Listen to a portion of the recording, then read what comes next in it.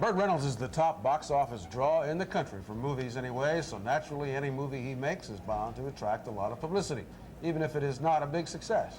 Well, we can't tell you much about the success of his latest movie, Sharkey's Machine, because that depends on you, the moviegoer, and you won't be able to see it until tonight when it opens in a theater or drive-in near you, as they However, say. we can tell you quite a bit about the publicity the movie and Burt have generated so far.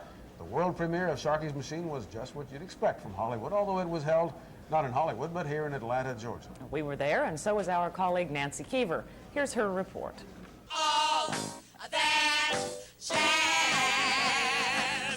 No, I'm no one's wife, but oh, I love my life and all.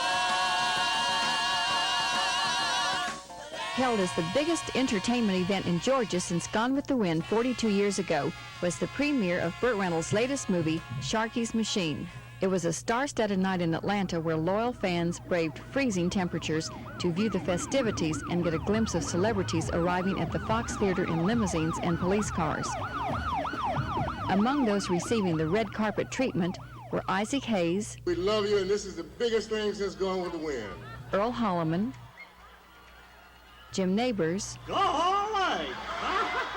Jerry Reed, Brian Keith, Charles Durning, and of course the hero of the evening, Burt Reynolds.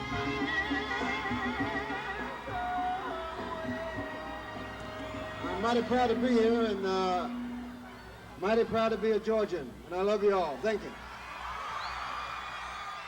Attending the 1939 Gone with the Wind premiere were such luminaries as Olivia de Havilland, Carol Lombard, James Stewart, Claudette Colbert, Laurence Olivier, and Atlanta's own Evelyn Keyes. More than 300,000 people jammed the sidewalks to see the parade up Peachtree Street. Creating the most excitement of all were Clark Gable and Vivian Leigh, who became immortalized as Rhett and Scarlett. There are interesting comparisons between the two premieres. Both movies are based on stories written by Atlanta authors, and both authors, Margaret Mitchell and Bill Deal, had been writers for the Atlanta newspaper. In 1939, the governor of Georgia declared a 3-day holiday preceding the premiere, and the mayor of Atlanta closed all schools and public buildings the day of the event. For the premiere of Sharkey's Machine, Governor Busby officially declared the day to be Burt Reynolds Day in Georgia. Each premiere was completely sold out weeks in advance. And then there are the two leading men, Clark Gable and Burt Reynolds. You've been compared to Clark Gable, tough, charming, masculine, sardonic grin. How would you compare your image to Clark Gable? Well, I don't. I mean, I'm still a huge fan of his, and I think he's wonderful, best. And I don't even think of Clark Gable when I, in the same breath, day, time, year. I mean, he was. I screen tested for a film with him once, a long, long time ago, and I took one look at him and I said, I'll never be a movie star. When it comes to the movies themselves, any similarity ends. Gone with the Wind was an epic about the Old South and changes it underwent after the Civil War. Sharkey's Machine is a tough-hitting, action-packed drama portraying drugs, prostitutes, corrupt politicians, murder, and violence.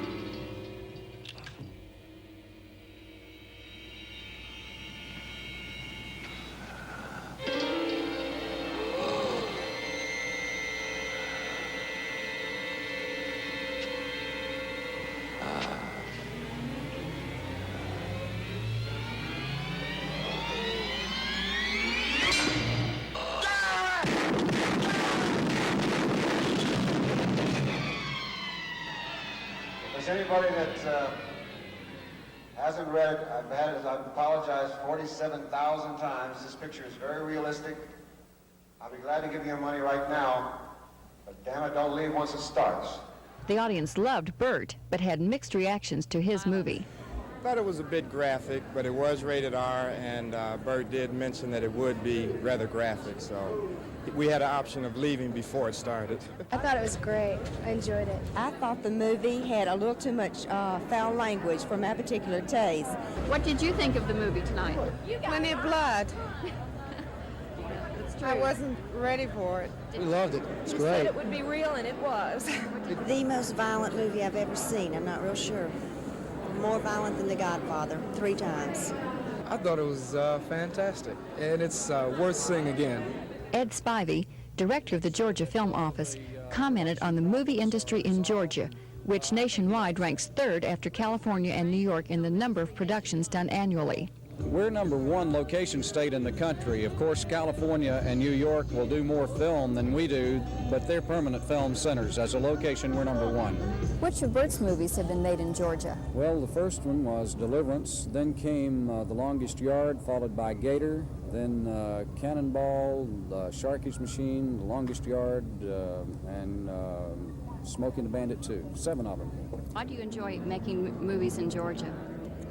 Well, I love this state. I love the people in this state, and they've been very kind to me. And I think they know how I feel about them, and it's been very reciprocal. And I hope maybe this is a way of tonight is kind of a way of paying them back a little bit for their kindness over the years, and they've been very faithful. And I think this is a good picture. But there's been a couple of films that I've made that I haven't been that proud of, and they've been very supportive in those. And when they go to the well and it's dry and they come back, then they're really friends.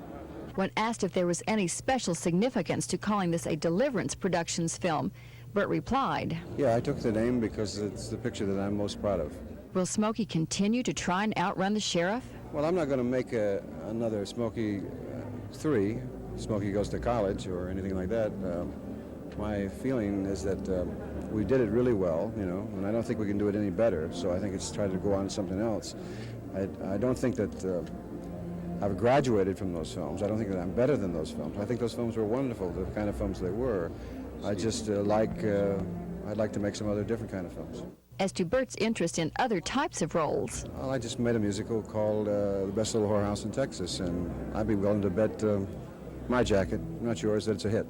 Sharkey's Machine was the 3rd Reynolds picture where he was both actor and director, which brought up another interesting question.